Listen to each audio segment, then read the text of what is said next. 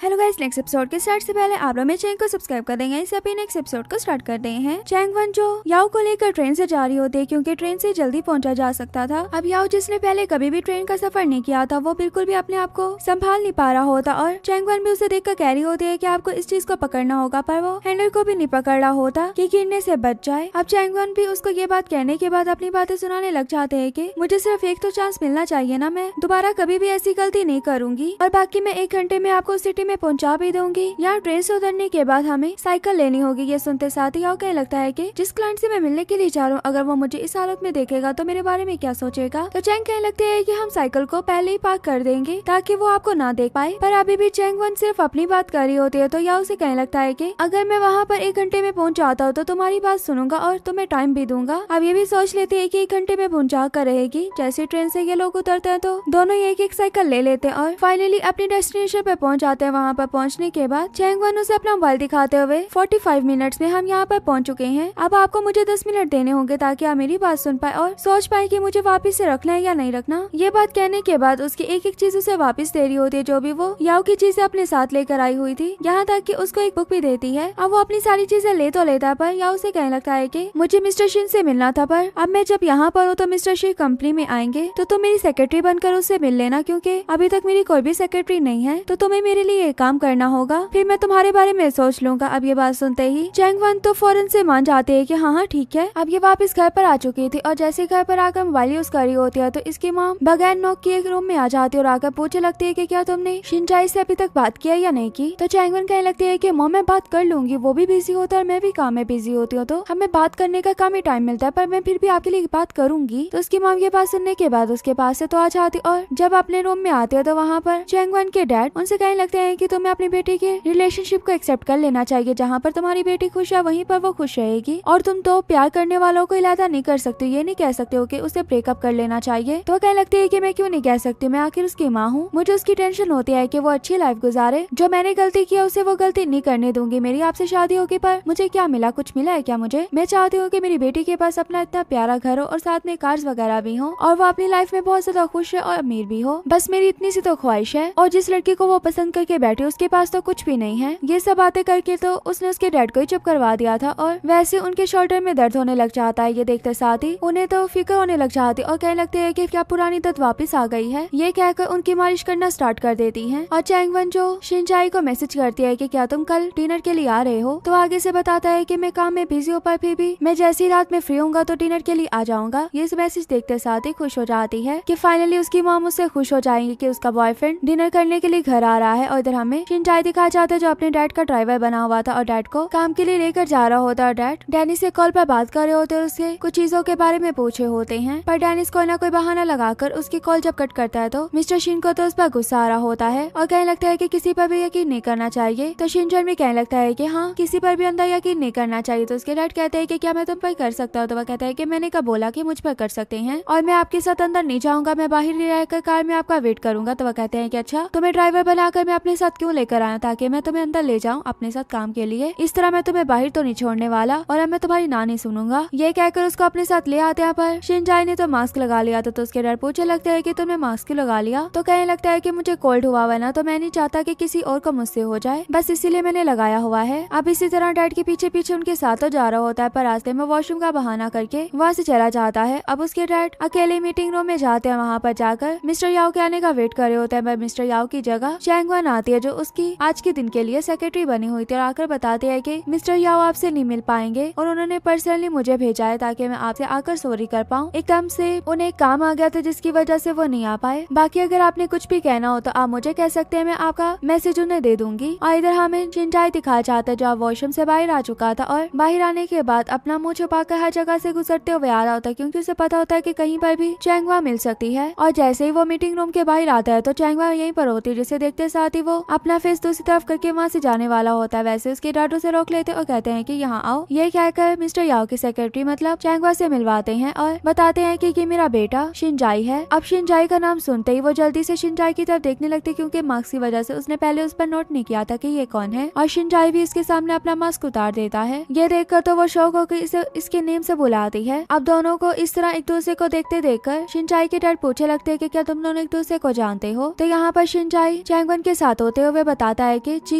Dad ये मेरी girlfriend है। उसकी ये बात सुनकर उसके डैड तो शौक हो ही जाते हैं, पर शिनचाई तो इसके बाद अपने मुंह को छुपा रहा होता है क्योंकि उसे पता होता है कि अब उसकी खैर नहीं है। और मिस्टर शिन कहने लगते हैं कि क्या तुम्हारे मिस्टर याओ ने मेरे साथ काम करने के लिए इसलिए बोला क्योंकि उसे पता था कि उसकी सेक्रेटरी शिनचाई की गर्लफ्रेंड है। तो वह कहते हैं कि ऐसे कोई बात नहीं है, बल्कि मिस्टर याओ को तो पता भी नहीं है कि मेरा बॉयफ्रेंड कौन है और न ये पता है कि मेरे बॉयफ्रेंड के डैड क्या करते हैं। आप उन पर इस तरह का इल्जाम नहीं लगा सकते। और आपको बताऊं कि मुझे खुद इस बात का अभी पता चला है कि आप इसके डैड हैं, वरना इससे पहले मुझे भी नहीं पता था। हमें काम की बात करनी चाहिए, इन बातों को साइड में रख देना चाहिए। तो वह कहने लगते हैं कि चलो ठीक है, मैं काम की बात कर लेता हूँ। अभी यहाँ पर मिस्टर याओ तो नहीं है, तो जब वो आएंगे मैं उन्हीं से बात कर लूंगा। ये कहकर वो वहाँ से जाने लगते हैं। तो चैंग वन उन्हें साथ में छोड़ने के लिए जा रही होती है। जैसे लिफ्ट में उन्हें छोड़ देती है तो शिनचाई उसे वहाँ से जाने नहीं दे रहा होता, बल्कि उसे मनाने पर लग गया था और सॉरी कर रहा होता है कि मैंने तुमसे झूठ बोला। अब यहीं से दोनों में बहस स्टार्ट हो जाती है। वो कहने लगती है कि तुमने मुझसे झूठ बोला तो बोला क्यों? मैंने अपनी लाइफ के 3 साल तुम्हारे साथ गुजार दिया, पर तुम्हारी सारी बात तो झूठ पर थी ना। तुमने ये बोला कि तुम्हारी फैमिली पुअर है और तुम ही घर पर कमा रहे हो और तुम्हारी जॉब भी जाने वाली। ये बातें सुनने के बाद मैं तुम्हारी फ्यूचर प्लानिंग के बारे में सोची थी कि मुझे तुम्हारे लिए क्या करना चाहिए। मैं तुम्हारे लिए सेविंग्स बचा कर रखा करती थी ताकि वो शूज लेकर आऊं जो तुम्हें पसंद है। उसके लिए मुझे रातों में भी जागना पड़ता था। अभी जब तुम्हारा कोई इंटरव्यू आता था तो मैं अपनी बेस्ट फ्रेंड से भी कह दिया करती थी कि तुम्हें वो तैयारी करवा दे ताकि तुम इंटरव्यू पास कर लो। मैं तो हर टाइम बस तुम्हारे फ्यूचर के बारे में सोचती रहती थी, पर तुमने तो मेरे साथ सारा झूठ बोला ना। और ना ही तुम्हें अपनी शंघाई कंपनी का फूड पसंद था, इसीलिए मैंने तुम्हारे लिए खाना बनाना भी सीखा, वो भी तुम्हारे होम टाउन का खाना। पर तुमने तो रिलेशनशिप का स्टार्ट ही झूठ से किया था। वहाँ पर एक और पर्सन भी दिखाया जाता है जो इन दोनों की सारी बातें सुन रहा होता है कान लगाकर। और शिनचाई उसे कहने लगता है कि मैंने तुमसे सारा झूठ नहीं बोला, स्टार्टिंग में मैंने तुमसे झूठ बोला और उसके बाद उस झूठ को कवर करने की मैं तुमसे झूठ बोलता रहा। मैं पहले तुम्हें सब कुछ बताना चाहता था, पर मेरी फैमिली वाले कहने लगे कि तुम्हें ये अभी सब कुछ नहीं बताना चाहिए कि तुम कौन हो, क्या हो, तुम्हें ये राज रखना चाहिए क्योंकि वो लड़की तुम्हें डम करके भी जा सकती है। तो चैंगन तो इसकी ये बात सुनते कहने लगते है कि क्या तुम्हें मैं ऐसी लड़की लगती है जो तुम्हें पागल बनाकर चली जाएगी? तो वह कहता है कि मैं ऐसा नहीं सोचता था, मेरी फैमिली वाले सोचते थे, मुझे वो ना बताने पर मजबूर करते थे और बस अभी कुछ दिन पहले उन्होंने मुझे बोला कि मैं बता दूं और तब मेरे अंदर बताने की हिम्मत नहीं थी क्योंकि आगे 3 साल गुजर गए थे इस बात को। मुझे ये बात रियलाइज है कि मैंने गलती किया और मैं तुम्हें मना भी रहा हूँ, मैं तुमसे सॉरी करना चाहता हूँ, प्लीज मुझे एक बार माफ कर दो, अब तो कभी भी तुमसे झूठ नहीं बोलूंगा। अब ये सारी बातें सुनने के बाद हे भागते हुए याओ के पास आकर उसको सारी आकर बात बताता है कि शिनचाई चैंगवन के सामने गरीब बना हुआ था और आज उसका राज चैंगवन के सामने आ चुका है। चैंगवन इसी बात को लेकर उसे लड़ रही होती और वो उसे मना रहा था। अगर मैं चैंगवन की जगह होता तो उसको और भी बातें सुनाता, बल्कि उल्टा मार भी देता। पर याओ तो उसकी बात सुनने के बाद कहता है कि चैंगवन को मेरे ऑफिस में लेकर आओ। तो वह कहता है कि इस टाइम पर तुम्हें चैंगवन अपने ऑफिस में क्यों चाहिए? तो याओ कहने लगता है कि वो उसकी गर्लफ्रेंड हो या ना हो, पर वो दोनों एक दूसरे को जानते तो है ना, और अभी तो लड़ाई चल रही है, क्या पता उनकी लड़ाई ना हो और वापिस से वो गर्लफ्रेंड बॉयफ्रेंड बन जाए। तो इसलिए वो लड़की अभी भी मेरे काम की है क्योंकि याओ असल में उसको अपने लिए यूज कर रहा था। अब जैसे चैंगवन आती है तो याओ से पूछने लगता है कि मीटिंग कैसी रही? तो वो बताते हैं कि मीटिंग तो ठीक थी, पर आज मुझे पता लगा है कि मिस्टर शिन मेरे बॉयफ्रेंड शिनचाई के डैड हैं और मुझे लगता है कि वो आपको रिजेक्ट भी कर सकते हैं, आपके साथ कोऑपरेशन ना करें क्योंकि अभी अभी उन्हें भी ये बात पता लगी है। पर याओ तो उसकी सारी बातों को सुनकर खुश हो रहा होता है और ये उसे सॉरी कर रही होती है कि मेरी वजह से आपका बहुत बड़ा नुकसान भी हो सकता है। तो वो कहता है कि नहीं ऐसी भी कोई बात नहीं है, तुम्हें इसके बारे में ज्यादा नहीं सोचना चाहिए, बल्कि मैं तुम्हारी जॉब के बारे में सोच रहा हूँ। जल्दी मैं सोचकर आंसर भी दे दूंगा कि मैंने तुम्हें जॉब पर रखना है या नहीं रखना। अब चैंगवन जैसे ही ऑफ करके घर की तरफ जा रही होती है वैसे से अपनी मॉम का मैसेज आ जाता है जो पूछे होते हैं कि तुम और शिनचाई कहाँ पर हैं। अभी अपनी मॉम को क्या बताते कि शिनचाई ने उससे कितना बड़ा झूठ बोला था, इसलिए पहले तो अपने डैड का वॉइस नोट सुनती है जिसमें उसके डैड कह रहे होते हैं कि तुम्हें कोई ना कोई प्लान से ही शिनचाई को यहाँ पर लेकर आना होगा क्योंकि शिनचाई का पहला इंप्रेशन बहुत ही बुरा था। अब उसको तुम्हारी मॉम के सामने अच्छा इंप्रेशन रखना चाहिए ताकि वो एक्सेप्ट कर ले। ये बात सुनकर वो अपने डैड से कह देती कि ठीक है डैड। और इधर शिनचाई दिखाया जाता है जो डैड के साथ घर पर तो पहुंच जाता है, पर उसके डैड आकर इसे कहने लगते हैं कि इसको सेक्रेटरी से प्यार हो गया है, इसलिए तो मेरी नाक कटवा दी है। जबकि शिनचाई कहने लगता है कि डैड आपको क्या हो गया है, उसको सेक्रेटरी कहकर तो ना बुलाएं, उसका नाम भी है। और उसके डैड तो उसकी बात सुनकर चले जाते हैं, पर शिनचाई की मॉम उसके पास आकर जरूर बैठ जाते हो, कहने लगते हैं कि बेटा आगे जाकर तुमने अपने डैड के बिजनेस को संभालना है तो तुम्हें ऐसी लड़की चाहिए जो तुम्हारे काम में भी हेल्प करवाए। तो शिनचाई जब गुस्सा करने लगता है तो उसकी मॉम कहते हैं कि मैंने इसका बोला कि तुम्हें अभी उसको छोड़ देना चाहिए, बल्कि उससे बाद में ब्रेकअप कर लेना, ऐसा भी कोई इशू नहीं है। पर शिनचाई अपनी मॉम को बताने लगता है कि मैं अगर प्यार करता हूँ तो चैंगवन से करता और किसी से नहीं करता और किसी के बारे में सोच भी नहीं सकता। ये बात वो अच्छे से अपनी मॉम को समझा देता और कहने लगता है कि आइंदा से इस टॉपिक पर बिल्कुल भी बात ना हो। वैसे उसके डैड वापस आ जाते तो ये अपने डैड की कड़वी बातों को सुनकर कहने लगता है कि आज मैं डिनर यहाँ पर नहीं करूंगा बल्कि मैं जा रहा हूँ। ये कहकर वहाँ से चला गया। तो उसके जाने के बाद भी उसके डैड इसी के बारे में बात कर रहे होते और कह रहे होते हैं कि 30 साल का हो गया, पर देखो बच्चों वाला बिहेवियर इसके अंदर से बिल्कुल भी नहीं गया, अभी भी बातों पर गुस्सा गुस्सा करके बैठ जाता है, जबकि इससे अब इतनी बातों पर गुस्सा नहीं करना चाहिए। और इधर हमें चैंगवन दिखाई जाती है जो घर पर आ जाती, तो उसकी मॉम उससे पूछे लगती है कि शिनजाई कहाँ पर है। तो वो बताते हैं कि शिनजाई को ओवर टाइम का काम आ गया था, इसलिए वो नहीं आ सकता, पर उसने आप लोगों के लिए चीजें भेजी हैं। ये कहकर सामान रख के वहाँ से चली जाती है अपने रूम में। उसके रूम में जाने के बाद चैंगवन की मॉम को तो शिनजाई पे बहुत ही ज्यादा गुस्सा आ रहा होता है, क्योंकि उन्होंने उसके लिए 6 डिफरेंट डिशेस बनाई हुई थी और कहने लगते हैं कि जो खाना मैंने बनाया अब उसका क्या होगा। तो उनके हस्बैंड कहने लगते हैं कि हम खा लेंगे ना, ऐसा भी क्या इश्यू है। पर उन्हें तो इतना गुस्सा आ रहा होता है कि शिनजाई को लेकर बातें की जा रही होती है। कहने लगते हैं कि आज ही उससे ओवर टाइम आना था जब उसको खाने के लिए बुलाया हुआ था। चैंगवन भी ये सारी बातें अंदर से बैठकर सुन रही होती और अपनी मॉम की इतनी कड़वी बातों को सुनकर बाहर आ जाती है और आकर कहने लगती है कि अब मैं आप लोगों को सच बताऊंगी, मेरी उससे लड़ाई हुई है, इसी वजह से वो नहीं आएगा। तो उसके डैड परेशान हो जाते हैं कि कितनी बड़ी लड़ाई हुई है। तो वो कहते हैं कि नहीं डैड, इतनी बड़ी लड़ाई नहीं हुई, छोटी सी लड़ाई है और जल्दी ही हमारी दोबारा से सुलह भी हो जाएगी। पर उसकी मॉम उसे कहने लगती है कि तुम्हें उसे ब्रेकअप कर लेना चाहिए, वो लड़का बिल्कुल भी अच्छा नहीं है और उसके पास कुछ भी नहीं है, तुम्हें बस उसको छोड़ देना चाहिए। उसकी मॉम तो बस यही चाहती थी कि चैंगवन उनके इशारों पर चलती रहे, जो वो कहें वो बस करती रहे। पर चैंगवन अब ये भी नहीं सुनना चाहती थी कि शिनजाई को इस घर में कितना गरीब समझा जा रहा है, जबकि वो गरीब भी नहीं है। और वैसे शिनजाई का सच बताने वाली होती है तो बाहर से शिनजाई की आवाज आ जाती है जो इसे सॉरी कर रहा होता है। ये आवाज सुनते ही वो फौरन से विंडो से देखने के लिए जाती है, तो वो इसके लिए फ्लावर्स लेकर आया हुआ था और सॉरी कर रहा होता है कि गलती मेरी थी, मुझे तुम्हें सच बताना चाहिए था। अब बाकी में मोहल्ले के लोग उसे देखने के लिए जमा हो जाते हैं कि यहाँ पर क्या चल रहा है और चैंगवन उसे चुप करवा रही होती है। उसके मॉम डैड भी वहाँ पर आ जाते हैं। मॉम तो शिनजाई को देखते उसे डांटे लग जाती है, तो वो कहने लगता है कि मुझे तुमसे झूठ नहीं बोलना चाहिए था कि मैं कितना अमीर हूँ, और अपनी सारी प्रॉपर्टी भी उसे बता रहा होता है। पर उसकी मॉम को तो बिल्कुल भी यकीन नहीं आ रहा होता है कि शिनजाई के पास ऐसा कुछ भी है। तो कहने लगते है कि ये लड़का अभी तक देखो झूठ बोल रहा है, ये अमीर है भी नहीं और अपने आप को अमीर दिखा रहा है कि पता नहीं मैं कितना अमीर हूँ, मेरे पास कितनी चीजें हैं। पर उसके डैड कहते हैं कि ये सब बातें सच भी तो हो सकती हैं। तो चैंगवन से उसकी मॉम पूछने लगती है कि बताओ ये सच है ये झूठ। पहले तो वो अपनी मॉम को कुछ नहीं बता रही होती और फिर अपनी मॉम को बता देती है कि ये सब सच है, वो सच में अमीर है और 3 सालों से वो मुझसे झूठ बोल रहा था कि वो गरीब है। पर उसकी मॉम तो इतनी ज्यादा खुश हो जाती है, कहने लगती है कि अब उसे सच तो बता दिया है ना, उसे तुम्हारे साथ गलती क्या किया है। पर चैंगवन अपनी मॉम को समझाने की ट्राई कर रही होती है कि मॉम उसने मुझे झूठ बोला, आप इस बात को क्यों नहीं समझ रही हैं। पर उसकी मॉम के लिए यही बहुत बड़ी खुशी की बात थी कि उसका दामाद अमीर है और चैंगवन को कह रही होती है कि तुम्हें उससे बात कर लेनी चाहिए, उसे माफ कर देना चाहिए। पर चैंगवन कहते हैं कि अगर आप इसको घर के अंदर लेकर आई या इसके साथ बिल्कुल भी हमदर्दी करने की कोशिश की तो मैं आप लोगों में से किसी को नहीं बुलाऊंगी। ये कहकर वहाँ से चली जाती है। पर चैंगवन की मॉम तो अभी भी वहाँ से नहीं जा रही होती, तो फौरन से चैंगवन के डैड विंडो वगैरह बंद करने लगते हैं कि हमें भी अब यहाँ से जाना चाहिए। बेचारा शिनजाई तो देखता रह जाता है कि ये क्या हो रहा है। और यहीं पर हमारा ये पार्ट भी एंड हो जाता है। वीडियो अच्छी लगे तो वीडियो को लाइक करना।